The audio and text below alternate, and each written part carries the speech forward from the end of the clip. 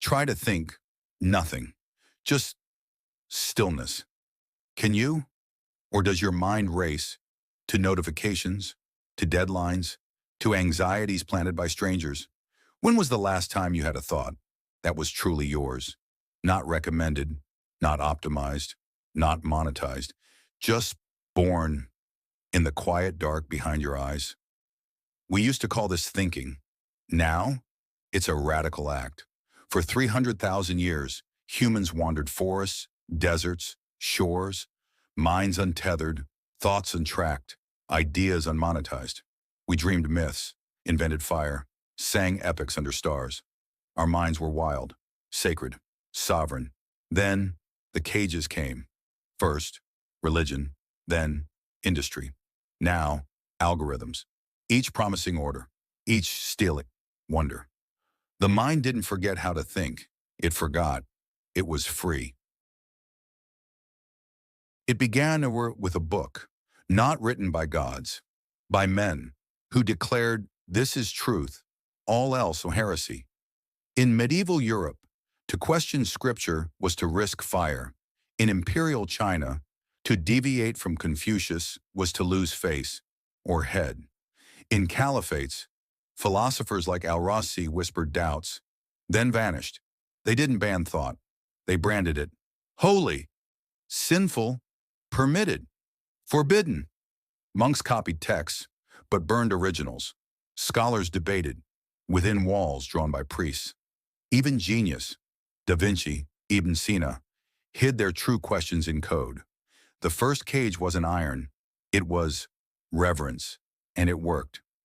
For centuries, humans outsourced thinking to altars and called it faith. Then the clocks came, not to measure time, to own it. Factories demanded punctuality, schools drilled obedience, offices rewarded conformity. Don't think, do. Don't wonder, work. Don't dream, deliver. Frederick Taylor, father of scientific management, timed workers' blinks. Henry Ford fired men who read books on lunch breaks. Children learned curiosity equals disruption, silence equals success. The mind became a tool, sharpened for efficiency, dull for dreaming, and we called it progress, as if losing the ability to wander meant we'd arrived.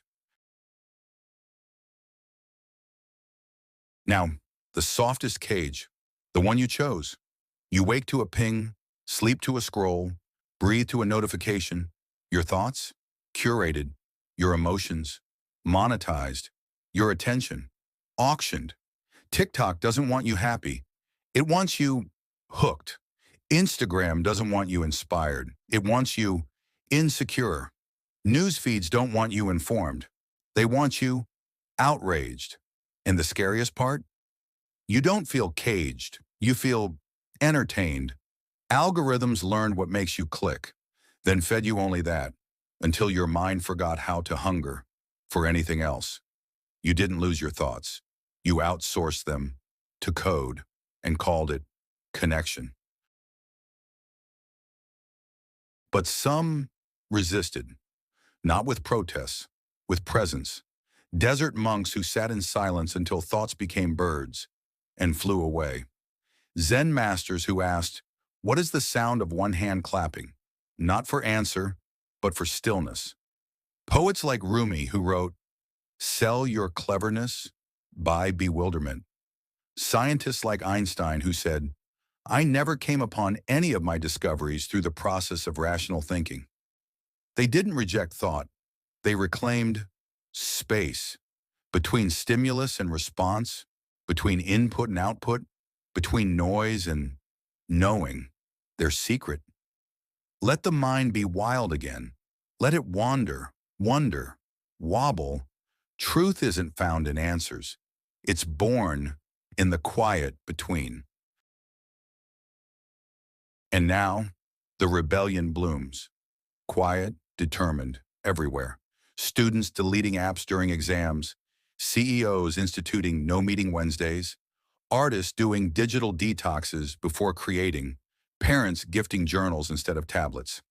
Neuroscientists confirm 20 minutes of undirected thought boosts creativity 300%.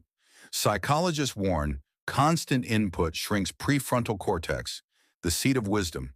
Philosophers whisper, if you don't control your attention, someone else owns your soul.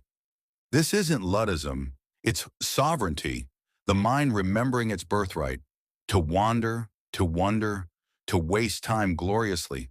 The greatest revolution won't be live streamed, it will be silent. You don't need to quit the world, just reboot your mind. Step 1. Create thought sanctuaries. 10 minutes daily with no input, no screens, no podcasts, just you and silence. Step 2. Ask, is this my thought or did I download it, before sharing opinions. Step 3. Schedule wandering time. Walks without destinations, showers without playlists, drives without GPS. Step 4. Practice thought gardening. Uproot invasive beliefs. I'm not enough. Plant native ones. I am here. That is enough. This isn't mindfulness. It's mind sovereignty. Taking back the keys to your inner world. The algorithms want you predictable. Be unpredictable. They want you reactive. Be reflective. They want you consuming. Be creating. From the inside out. They told you to optimize, to hustle, to grind, to consume, to think faster, click quicker, react louder. But the deepest truths aren't found in speed. They're found in stillness. So tonight, do something radical. Put your phone in another room. Sit by a window. Watch the sky, the trees, the dust motes dancing in light. Let your mind wander without destination.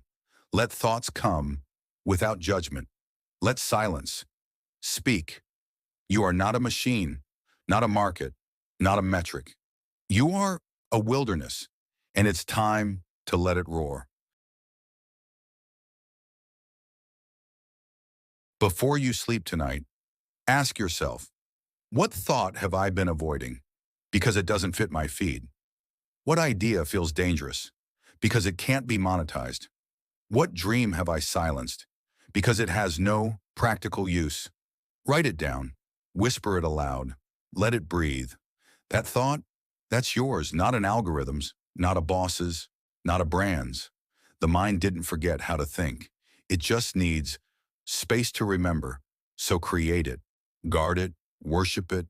The last free thought is waiting, not in a book, not in a feed, in you.